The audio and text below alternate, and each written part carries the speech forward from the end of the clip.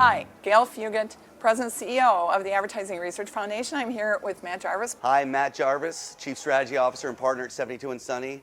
I'm happy to be here with Gayle at the ARF. How does advertising, marketing, and research, insights, analytics, how does that look to you today? Obviously, there's never been a more exciting time. It's as dynamic as it gets, which can create sometimes choppy waters, but in other cases, the boat moves very, very fast. You guys are like steering the boat in so many ways. Where does the inspiration for that come from? 72 and Sunny is a statement of optimism, and our core ethic is to look at every disruption and every change as an opportunity, regardless of how frightening it may be. There's always a light and something that great can be achieved. So in an environment where things are changing so quickly, it really kind of feeds that ethic for us. I think the interesting tension is that we're all in the business of relevance. And we need to be connecting with people. And the pace that culture is moving, it's still very achievable to create cultural moments at scale, and that's what we do for our clients. How do you talk clients into that today? First of all, we're very fortunate because when clients come to 72 and Sunny, it's under a promise of modernity. So we're often engaging with clients that are either on the vanguard of what modern marketing is or have a desire to be there and view 72 and Sunny as an entity that can help them accelerate it. Do you screen them for optimism? In that space. We screen them for ambition. We'll handle the optimism. We don't expect everybody to meet us there. That's a kind of a personal thing. But we don't negotiate ambition. What does ambition look like? An appetite to operate on a cultural level. We want to use the winds of culture to help our clients achieve their goals. If we can change the world in that process, that is wonderful. And I actually think clients that are oriented towards changing the world are the ones who are going to be more prosperous commercially. We also love the pragmatism of it. The wheel doesn't spin unless there's pressure on both sides. Do you think the models are keeping up with consumers today? They are always and should be always chasing. From a data standpoint, we want to get it 80% right today.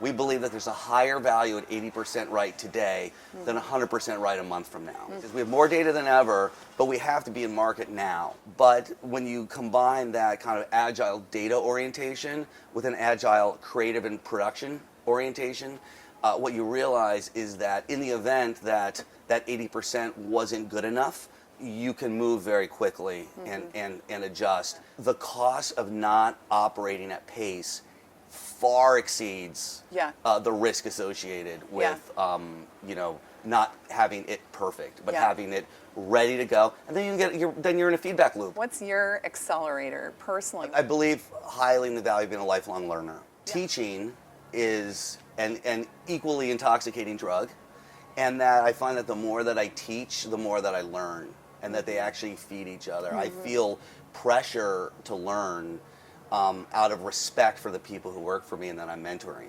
How do you curate talent? Collaboration is the key thing. A willingness and appetite and a belief that through collaboration we can get to higher places than we can as individuals. We look for people who have demonstrated some comfort with chaos and ambiguity. Or we believe that optimism is a learned trait, that it takes effort. We believe much more in the value of showing up as a listener and a learner and someone who is in constant development. I like that. So we look for people who either believe that or are interested in that and have shown a capacity to learn things. What's it going to take for the advertising industry to start to reflect consumers the way they are? I think the conversation that's afoot is seismic. This issue is moving from something that I think for a lot of people, it's something that I've always thought was important. And now I deeply feel is important. And there's more emotion and more forward propulsion around doing something. We've broken out in a 10-year thing, and we are very consciously creating opportunities and on-ramps to the creative class for people who traditionally have not had those access points.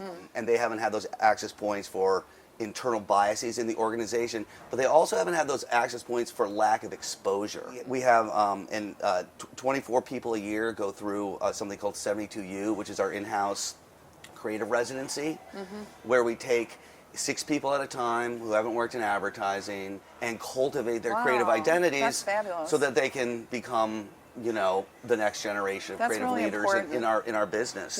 Short term, we're doing things like our company's never gathered young women of every different level and every Yeah. different discipline to talk about how to make 72 and Sunny a place that advances their identities more as creative people. What's the word for the next 5 years? Brand citizenship. Okay.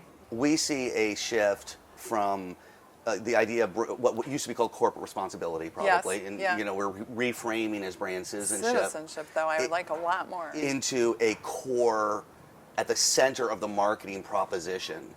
And citizenship can take the form of helping a charity, but it can also take the form of, one of the campaigns I'm proudest of that we've done this year is the repositioning of Axe for Unilever, which is an amazing company on corporate and brand citizenship. Yes.